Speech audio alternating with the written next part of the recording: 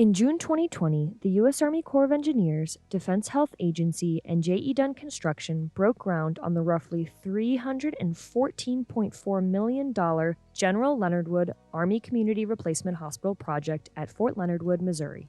This over 450,000 square foot project includes a new hospital, clinic, ambulance garage, and central utility plant. USACE received the request to bring this project to life because the existing Fort Leonard Wood Hospital, which was built in the 1960s, struggled to meet the medical needs of the community. The existing hospital is one of the oldest in the Army inventory. Building a hospital was more cost-effective than renovating the existing one, according to the Defense Health Agency, USACE's partner. USACE received the design directive for the hospital in March 2017, which gave them the authorization and funding to move forward with the project. One of the very first things was just trying to figure out, the right team, making sure that we had the right skill sets on the project team. The hospital team searched across USACE for these experts and found them. Next, they searched for lessons learned from other Department of Defense medical facility projects to guide them. One of the big risks that we identified was a failure to really partner with the constructor.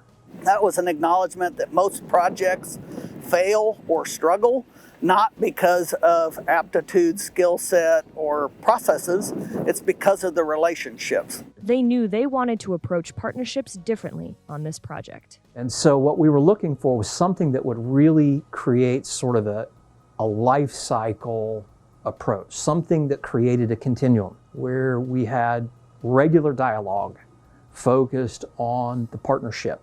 How do we collaborate better with one another? So when USACE awarded the design and construction contract to J.E. Dunn in 2019, they hit the ground running with building relationships. There was a lot of early transparency up front to figure that out, and being able to sit down in the very preliminary stages and talk about a plan and implement a plan really drive the outcomes. They even developed a team mantra that supported an environment where when they hit a roadblock, they would communicate, even if it felt repetitive, until they were able to solve the problem. This team mantra through the whole team was the definition of insanity.